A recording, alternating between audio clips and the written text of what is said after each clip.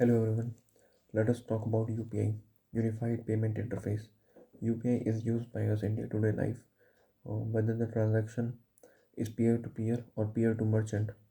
If we have to send some money to a family or friend, or we have to pay some fees, or we have to pay to a merchant, to a shopkeeper, anybody else, the payment, the equivalent to digital payment is UPI nowadays because it is the leader. It is the market leader in all the digital payments. Majority of the payments in India are being done by the use of UPI, and UPI is not a very old thing or a thing that has been established in 2000s or some years, some decades before. UPI is a very new concept. 2016 it was released, and it has seen very fast success in the last few years. So let us understand that what were the reasons why UPI was very much accepted in the Indian market, and why it was able to be successful. Number one reason is its ease. Ease. UPI is very easy platform. Everyone can use UPI. There is no OTP, there is no big password or big username. Just if you know your mobile number and a pin, then you can use UPI, and the things are very uh, easy. There is almost no friction in payments. Payments get transferred very quickly. If we have to pay to a shopkeeper or a trader, then just scan the QR code and then approve the payment. And but just by typing the pin, that's all. And within seconds we can see. So this is very relatable concept to e-wallet and Paytm, Phone Pay used to that Paytm, Phone Pay, etc. used to do a few years before. But UPI is different.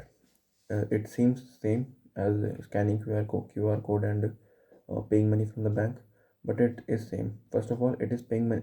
We have to pay the money, or the money is being deducted from the bank directly. There is no such mediator like e-wallet some some funds that one have to create in separate app. There is nothing like that. Just the bank account is linked, and direct bank to bank transfer is there. So ease is the thing, and the interface is very user friendly. The I think the user interface is the thing that the government, that the agencies of government have really worked on, and it is very smooth, and there are very less technical errors in that. So compared to any other means, be it e-wallets, be it debit card and credit card, because debit card and credit card payment are also very hectic as we compare it to UPI. Because if we are paying online, then one have to remember, then one must have the debit card number that is about 16 digits, and the expiry date, the account holder name, and the CVV, and one OTP will come, or the pin. So it is quite hectic. Same is the case with credit card. And also other thing like net banking is a thing that was used about that was also used about 10 years ago. But now net banking is very much demolished. It is not being used in the common folk, and because there is a lot of friction in that. One must have a net banking account and username and the password, and the ease is not there.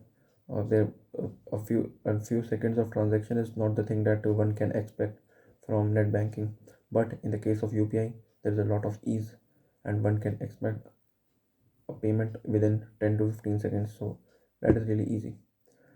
And number two advantage is the peer-to-peer transfer. Peer-to-peer transfer in UPI is very easy.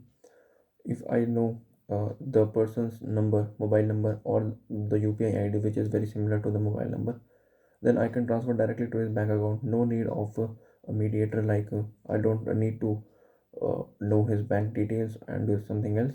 So the transfer is very easy. And if another person is not having UPI in his phone, or he's not using UPI, then also I can transfer by just entering a few details of his or her bank account. So peer-to-peer transfer is a thing that UPI is really working good in. Majority of the transactions that are taken place on UPI are peer-to-peer transfer, and the second place is peer-to merchant transfer. So that is quite less now, but it is increasing in the recent trend.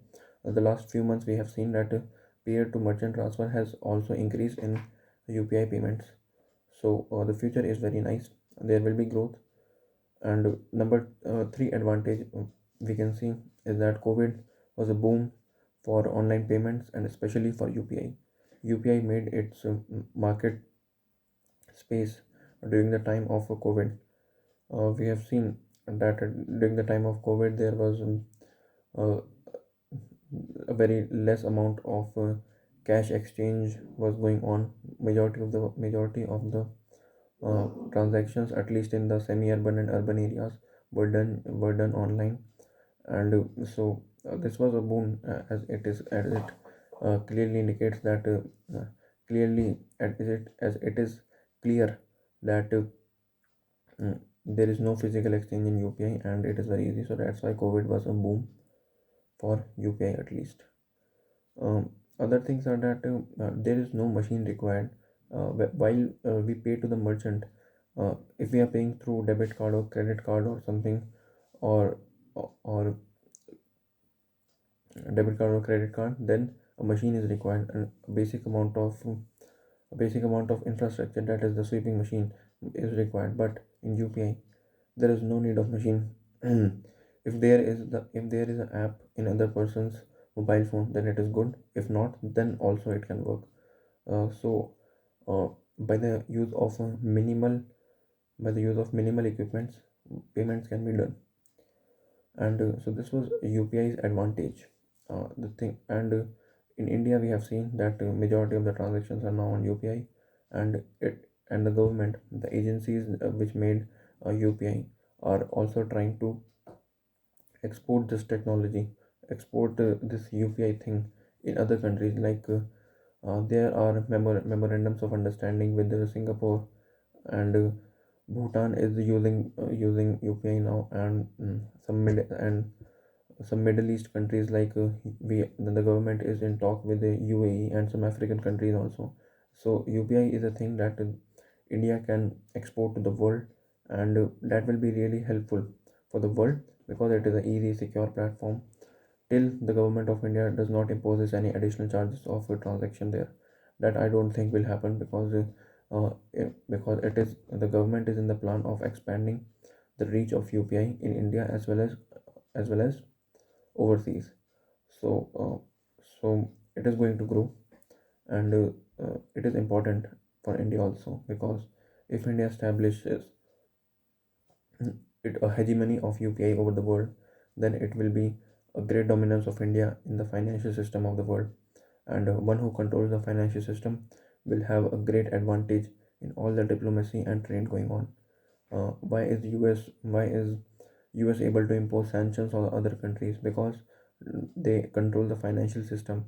Majority of the transactions are done in US dollars, so that is why US is capable enough to impose sanctions and control the things in their way. If India establishes UPI as a global brand, or a global technology that almost every country uses, then India will uh, do also be able to uh, uh, show its dominance, or India will able to establish its power in the global trade and also diplomacy. So this was all about UPI. We hope for optimistic future for UPI, and it will grow. It is growing, and experts believe that it will grow, and it have also the potential to grow. Thank you very much.